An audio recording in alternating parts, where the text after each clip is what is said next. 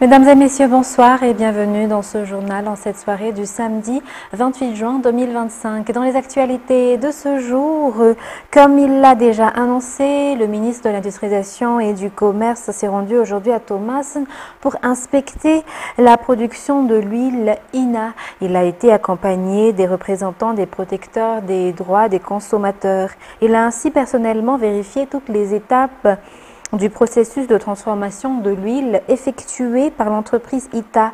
Il a confirmé que la production respecte bien les normes. Reportage sur les images de Daran Jiansu et Louvaviva Thomassen.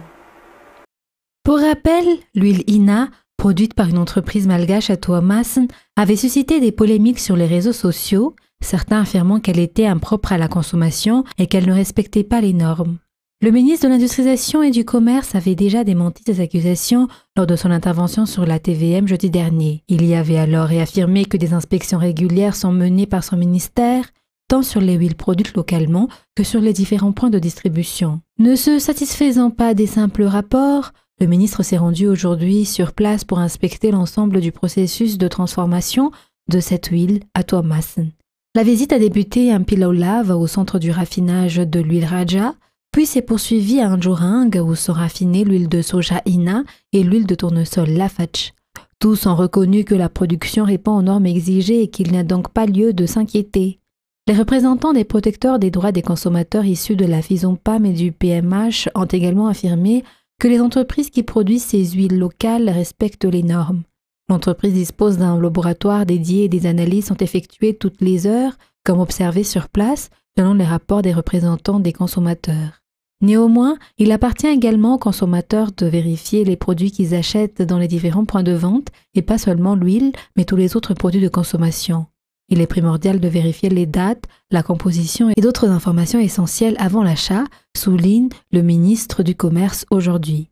Le directeur général de l'entreprise ITA, quant à lui, a également précisé que les huiles qu'ils produisent passent par des analyses spécifiques et qu'elles obtiennent le 3 types de certificats avant d'être mises sur le marché. Restant toujours au niveau de ces cas d'intoxication alimentaire, le directeur régional de la santé publique de Vakna Karach a apporté des éclaircissements hier concernant les rumeurs circulant à Antsirabe au sujet d'une prétendue intoxication alimentaire. Il a confirmé qu'aucun cas d'intoxication alimentaire n'a été constaté ni avant, ni pendant, ni après la fête nationale du 26 juin dans la région de Vakna Karach. Il a également rapporté la situation des personnes victimes d'intoxication alimentaire en provenance de la région d'Amourunmani, actuellement en traitement au CHRR d'Antsirabe. Reportage de Jameson Ranjanarman, correspondant de Viva à Antsirabe. Les rumeurs selon lesquelles une intoxication alimentaire aurait eu lieu à Antsirabe sont infondées. Aucun cas de ce type n'a été enregistré dans la région de Vakna Karach avant, pendant, ni après la fête du 26 juin. Concernant les 3 cas largement relayés, notamment celui d'une mère de famille décédée après avoir consommé des caca pigeons, d'une autre mère de famille ayant perdu connaissance après avoir mangé un gâteau et de 3 jeunes hommes admis à l'hôpital après avoir mangé à la gare routière de Vadfuts. Ces cas ont été clarifiés hier par le directeur régional de la santé publique de Vakna Karach. La lutte contre l'intoxication alimentaire se fait en collaboration avec plusieurs directions régionales, à savoir la santé publique, l'industrialisation et du commerce, les eaux et assainissement, les forces de l'ordre, le gouvernorat, les responsables communaux et d'autres partenaires. Le directeur régional a également rapporté la situation des personnes originaires d'Amourunmani, actuellement en traitement au CHRR d'Antsirabe, suite à des intoxications alimentaires. Des campagnes de sensibilisation sont continuellement menées par la direction régionale de la santé publique de Vakna Karach et les différentes directions régionales sur les mesures préventives à adopter pour éviter les intoxications alimentaires. L'objectif commun est que la population soit en bonne santé. Et parlons un peu du bilan de la fête nationale au niveau de la sécurité. Plus de 21 des 44 personnes arrêtées par la police nationale ont été arrêtées pour vol, agression à main armée et cambriolage. Des infractions qui se sont produites durant la célébration du 65e anniversaire de l'indépendance du pays. Le point avec Fielnara Kotorsoul. Au total, 44 personnes ont été arrêtées par la police nationale dans la région d'Analamang pour divers délits commis lors des festivités des 25 et 26 juin. Parmi ces personnes, 4 ont été arrêtées pour des vols avec effraction, 12 pour vol simple et acte de banditisme, 2 prises en flagrant délit de vol à l'arraché, 3 appréhendées alors qu'elles tentaient de cambrioler une maison. Concernant les accidents de la route, 11 cas ont été recensés, faisant 9 blessés, selon le rapport de la police nationale. La police nationale a réaffirmé son engagement à assurer la sécurité de la population et de leurs biens avant, pendant et après la célébration du 65e anniversaire du retour de l'indépendance du pays. Et toujours après cette fête nationale, une opération de grand nettoyage a été menée hier au niveau du stade Baréa et ses environs par le 4e arrondissement. Après les festivités de la fête nationale, cette action s'est déroulée en collaboration avec la mairie d'Antananarive menée par la maire Arlal Ramanantsou. Des sanctions seront appliquées à ceux qui ne respectent pas la propreté de la ville selon les explications. En effet, chacun est responsable de la propreté de son environnement, que ce soit les commerçants que les simples citoyens, réitère la maire. Il est également essentiel de respecter les biens publics et de participer activement à la préservation de la propreté de la ville d'Antananarive. D'ailleurs, il existe un code municipal concernant l'hygiène publique selon les précisions. Toujours dans cette page sociale, mais parlant éducation à présent, le nombre d'inscrits à l'examen national du BEPC pour cette année scolaire a connu une hausse de 0,6%. Les candidats sont répartis dans 1072 centres d'examen à travers la Grande Île. Selon les informations du ministère de l'Éducation nationale, l'organisation des épreuves du BEPC ne subira aucun changement cette année. Reportage de Felnara Kotorsoul. Au total, 299 312 candidats sont inscrits pour le BEPC pour cette année, contre 299 130 en 2024. Ces candidats seront répartis dans 1072 centres, soit 9000 salles d'examen, contre 8888 l'an dernier, ce qui marque une légère augmentation. Voici les statistiques concernant le choix des langues vivantes en option A. 1174 candidats ont choisi l'allemand, 874 candidats ont opté pour l'espagnol, 152 878 candidats ont choisi l'anglais. Par ailleurs, 144 386 candidats se sont inscrits en option B dans tout le pays. En ce qui concerne les cas particuliers, 46 candidats en situation de handicap passeront l'examen pour cette année. 19 candidats de nationalité étrangère sont également inscrits selon les données fournies par le ministère de l'Éducation nationale. Le ministère commence progressivement à réformer l'organisation du BEPC après avoir lancé des changements structurels appliqués pour la première fois cette année lors de l'examen du CEPE. De plus en plus de personnes s'intéressent actuellement à la pratique du sport. C'est dans le but de mieux faire connaître les différentes disciplines sportives que le Salon international des sports organisé par le ministère de la Jeunesse et des Sports a ouvert ses portes aujourd'hui au Palais des Sports et de la Culture de Mamassen. Toujours le point avec Fernand Kotorsoul. Le Salon international des sports a été officiellement inauguré aujourd'hui au Palais des Sports et de la Culture de Mamassen. Cet événement vise à faire connaître toutes les disciplines sportives à travers des stands d'exposition qui présentent les équipements et matériels nécessaires à chaque discipline. Le thème retenu cette année est le sport moteur de développement et vecteur de paix. Cette manifestation a pour objectif d'encourager tout un chacun, et particulièrement les jeunes, à pratiquer le sport. En plus du Salon international des sports, un autre événement appelé Urban Trail se tiendra demain avec un parcours partant d'un Kourjan jusqu'au stade Baréa Mamassen. Le Salon international des sports et l'Urban Trail font partie des activités marquant la célébration de la 3e édition de la Journée mondiale du sport, organisée par le ministère de la Jeunesse et des Sports.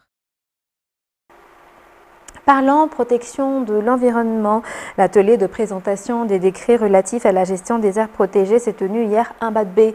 Pour rappel, c'est en 2020 que les conventions officielles de gestion des 47 aires protégées à travers l'île conclues avec les partenaires ont pris fin. Ces dernières ont été orientées vers l'utilisation des technologies dans la gestion des aires protégées et la lutte contre les incendies. Selon les explications, la législation actuelle impose aux gestionnaires d'intégrer davantage les avancées technologiques dans leur activité. Par ailleurs, les nouveaux décrets insistent aussi sur le renforcement de la prise en compte des aspects humains et du développement économique considérés comme des solutions clés pour la protection des aires protégées et la lutte contre les feux de brousse. La responsabilité des gestionnaires des aires protégées a également été renforcée. La présidente de l'Ordre des sages-femmes de Madagascar a récemment rappelé avec fermeté le cadre légal qui régit la profession. En effet, selon les textes en vigueur, il est strictement interdit à ces professionnels de faire de la publicité sur leurs prestations, que ce soit à travers les médias, radio, télévision ou presse écrite, que les réseaux sociaux. Cette interdiction vise à garantir une pratique éthique et centrée sur le bien-être des patients et le respect de la déontologie médicale en évitant toute forme de commercialisation ou de concurrence déloyale dans un domaine aussi sensible que la santé maternelle et infantile. Elle a également précisé que des sanctions disciplinaires pourront être appliquées à l'encontre des sages-femmes qui persisteraient à enfreindre cette interdiction après ces rappels officiels. Les funérailles nationales d'une soixantaine de hauts gradés et de scientifiques du nucléaire tués par Israël pendant la guerre ont débuté ce 28 juin en Iran, au 5e jour d'un cessez-le-feu davantage fragilisé par de nouvelles menaces de Donald Trump. France 24. C'est sur la place de la Révolution, au centre de Téhéran, que les funérailles ont été organisées par le régime. Ces images diffusées par la télévision d'État iranienne montrent la foule rassemblée en masse autour de plusieurs cortèges funéraires. Sur ces photos, les visages de plusieurs hauts gradés et scientifiques nucléaires iraniens tués lors des frappes israéliennes contre l'Iran à la mi-juin. Pendant les 12 jours de guerre, entre le 13 et le 25 juin, Israël a frappé les principaux sites nucléaires et militaires iraniens, ainsi que plusieurs quartiers résidentiels. Au total, près de 630 personnes auraient été tuées.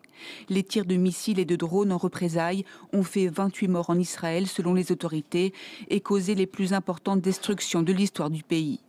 À la veille de ces funérailles nationales, des opposants iraniens ont pris la parole pour confirmer l'affaiblissement du régime de Téhéran. Cette guerre a prouvé au peuple iranien et au monde la faiblesse du régime. Israël a été capable d'envoyer ses forces de sécurité en Iran pour construire des drones, puis d'attaquer depuis l'intérieur du pays. L'Iran a admis que les tirs provenaient de l'intérieur du pays. La faiblesse d'un tel régime est évidente. Mais depuis le cessez-le-feu, les opposants redoutent un retour de bâton de la part d'un régime fragilisé. Les autorités iraniennes n'ont pas cessé la répression menée contre leurs détracteurs. Selon plusieurs ONG, pendant les 12 jours de guerre, plus de 800 personnes ont été arrêtées, 600 depuis le cessez-le-feu. Dans les actualités internationales de ce soir, le chef des Nations Unies, Antonio Guterres, a dénoncé hier vendredi un système militarisé de distribution d'aide humanitaire dans la bande de Gaza qui tue des gens, Israël répliquant en accusant l'ONU de prendre le parti du Hamas. France 24.